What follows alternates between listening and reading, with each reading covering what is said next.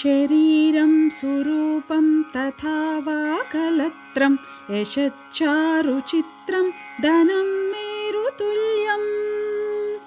मनश्चेन्न लग्नं गुरोरङ्घ्रिपद्मे ततः किं ततः किं ततः किं ततः किम्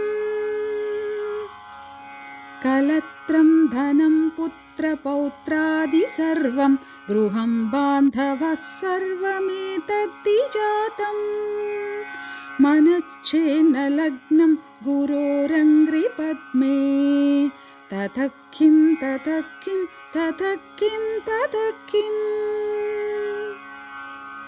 षडङ्गादिवेदो मुखे शास्त्रविद्या कवित्वादिगद्यं सुपद्यं करोति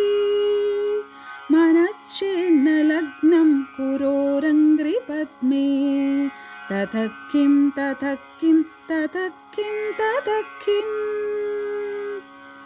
विदेशेषु मान्य स्वदेशेषु धन्य सदाचारवृत्तेषु मत्तो न चान्यः मनश्चेन्न लग्नं गुरोरङ्घ्रिपद्मे ततः किं ततः किं ततः किं ततः किम् क्षमामण्डले भूपभूपालबृन्दै सदा सेवितं यस्य पादारविन्दम् मनश्चेन्न लग्नं गुरोरङ्घ्रिपद्मे ततः किं ततः किं ततः किं ततः किम्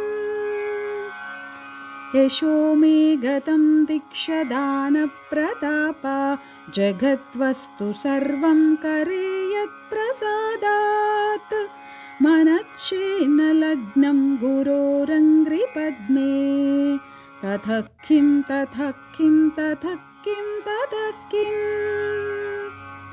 न भोगेन योगेन वा वाजिराजौ न कान्तामुखेनैव वित्तेषु चित्तम् मनश्चेन्न लग्नं गुरोरङ्घ्रिपद्मे ततः किं ततः किं ततः किं ततः किम् अरण्येन वा स्वस्य गेहेन कार्ये न देहे मनो वर्तते मे त्वनर्घ्ये मनश्चेन्न लग्नं गुरोरङ्घ्रिपद्मे ततः किं ततः किं ततः किं ततः किम्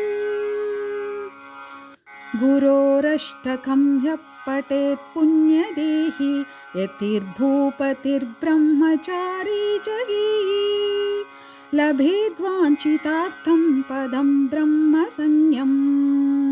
गुरोरुक्तवाक्ये मनो यस्य लग्नम् गुरोरुक्तवाक्ये मनो यस्य लग्नम् गुरोरुक्तवाक्ये मनो यस्य लग्नम्।